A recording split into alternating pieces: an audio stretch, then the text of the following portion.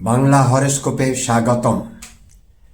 আমার আজকের আলোচনার বিষয় তারেক রহমান ও ডাক্তার শফিকুর রহমান কে প্রধানমন্ত্রী হতে চলেছেন। মূল আলোচনায় যাবার আগে একটি কথা বলছি। আপনাদের স্ক্রিনে একটি হোয়াটসঅ্যাপ নাম্বার দেখতে পাচ্ছেন। এই নাম্বারে আপনারা আমার সঙ্গে যোগাযোগ করতে পারেন গণনার জন্যে। যারা রাজনৈতিক নেতাকর্মী আছেন, যারা সংসদ সদস্য হবেন, সকলেই আমার সঙ্গে গণনার জন্যে যোগাযোগ করতে পারেন। একটি কথা মনে রাখবেন, গণনার জন্য একটি নির্দিষ্ট ফি আছে, যোগাযোগ করলে জানতে পারবেন। দর্শক শ্রোতা, আরেকটি কথা আপনাদেরকে বলতে চাই। আমার চ্যানেলটিকে লাইক, শেয়ার, সাবস্ক্রাইব করবেন। আমার ভিডিওর অনেক কপি হয়েছে, অনেক পুরনো ভিডিও নতুনভাবে অন্যরা কিছু কারিগরি করে প্রচার করছেন। আমি শুধু আমার গণনাভিত্তিক চ্যানেল বাংলা হরোস্কোপ ইউটিউবেই আমি আমার কথা বলে থাকি। আমি দেখলাম ইউটিউবে প্রচুর আমার পুরনো ভিডিও অনেকেই প্রচার করছেন তাদের নামে। এটি অত্যন্ত দুঃখজনক। এবারে আজকের মূল আলোচনা শুরু করছি। ত্রয়োদশ জাতীয় সংসদ নির্বাচন 12ই ফেব্রুয়ারি অনুষ্ঠিত হতে চলেছে। এর ওপরেই কিছু কথা বলবো। বর্তমানে বাংলাদেশের দুটি বড় রাজনৈতিক দলকে আমরা এই নির্বাচনে দেখতে পাচ্ছি, বিএনপি ও জামাতে ইসলামী বাংলাদেশ। তারেক রহমান সাহেব 25শে ডিসেম্বর দেশে ফিরেছেন। তিনি তার দলের নেতৃত্ব দিচ্ছেন, বিএনপির চেয়ারপারসন। অপরদিকে ডাক্তার শফিকুর রহমান সাহেব জামাতে ইসলামের আমির, উনি জামাতে ইসলামের দলের নেতৃত্ব দিচ্ছেন। দর্শক, আপনারা খুব আশ্চর্য হবেন শুনলে, তারেক রহমান সাহেবের এবং ডক্টর শফিকুর রহমান সাহেবের জন্ম তারিখ আলাদা হলেও তাদের দুজনেরই রাশি এক, অর্থাৎ বৃশ্চিক রাশি, স্করপিও। তারেক রহমান সাহেবের জন্ম 20শে নভেম্বর 1967 সালে। ডক্টর শফিকুর রহমান সাহেবের জন্ম 31শে অক্টোবর 1958 সালে। দর্শক, একটি কথা আপনারা মনে রাখবেন, আমি সংগৃহীত তারিখের ওপর গণনা করি, গণনাভিত্তিক কথা বলে থাকি। এই জন্ম তারিখগুলি যদি সঠিক না হয়ে থাকে, সেক্ষেত্রে আমার গণনা ভুল হতে পারে বা গণনা সঠিক বলে গ্রহণযোগ্য হবে না।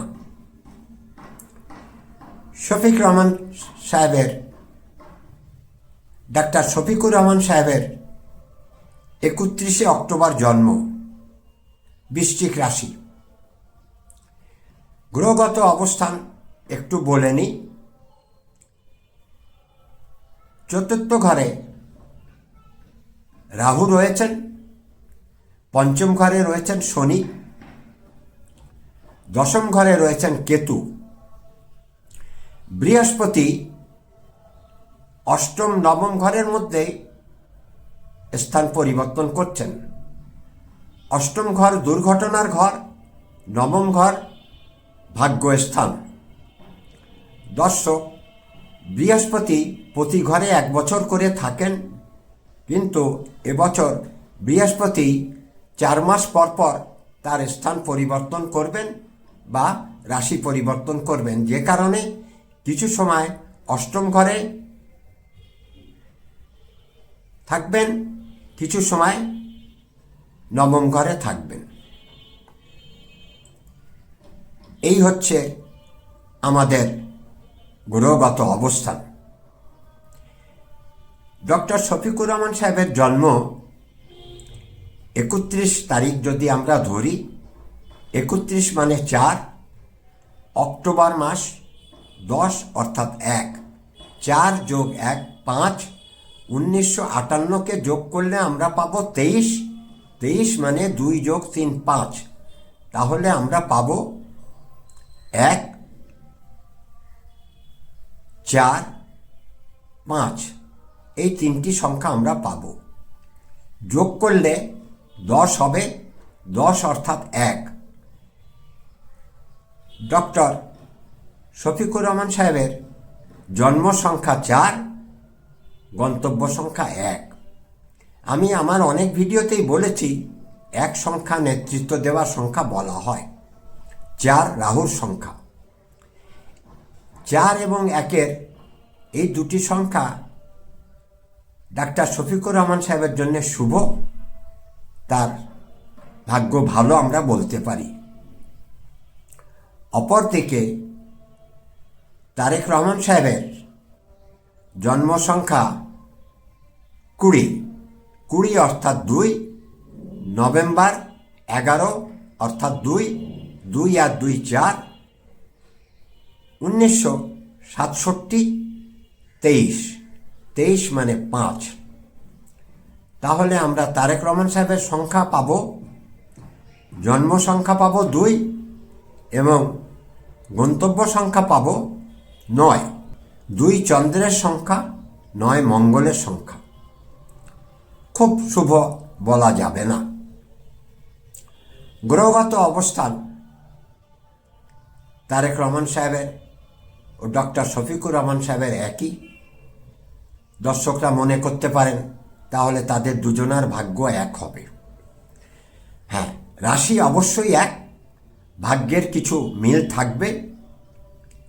আপনারা একটু লক্ষ্য করলেই দেখবেন জামাত বহু বছর থেকে রাজনীতির সঙ্গে যুক্ত। শফিকুর রহমান সাহেবও দীর্ঘদিন থেকে পরিশ্রম করে যাচ্ছেন, ক্ষমতায় আসার চেষ্টা করছেন। তারেক রহমান সাহেবও বিএনপির সঙ্গে বহুদিন থেকে যুক্ত, পরিশ্রম করছেন, সংগ্রাম করছেন, ক্ষমতায় আসার চেষ্টা করছেন। আমরা কোনো জিনিসের গভীরে যাই না। জ্যোতিষের কথাকে আপনারা হালকাভাবে নেন, হাসি ঠাট্টার বস্তু মনে করেন, কিন্তু মিলিয়ে দেখুন ডক্টর শফিকুর রহমান সাহেবও বৃশ্চিক রাশির মানুষ, তারেক রহমান সাহেবেরও বৃশ্চিক রাশির মানুষ। তাদের জীবনের ঘটনাগুলি পর্যালোচনা করলে আমরা অনেক ক্ষেত্রে মিল খুঁজতে পাব। ত্রয়োদশ নির্বাচনে যে ফলাফল হবে তারপরেই দল নির্ধারণ করবেন কাকে প্রধানমন্ত্রী করবেন। সাধারণত দলের প্রধানরাই প্রধানমন্ত্রী হয়ে থাকেন, এটি আমাদের দেশের সংস্কৃতি বা চর্চা বলতে পারেন। এবছর 13-10 জাতীয় সংসদ নির্বাচন, 13 মানে 4, খুব শুভ সংখ্যা নয়, রাহুর সংখ্যা। কিন্তু বছরটি 2026, 1 সংখ্যার বছর, রবির বছর। বছরটি শুভ হওয়ার কারণে নির্বাচন কিছুটা সুষ্ঠু ও ভালো হবে, আমার গণনা এমনটি বলে।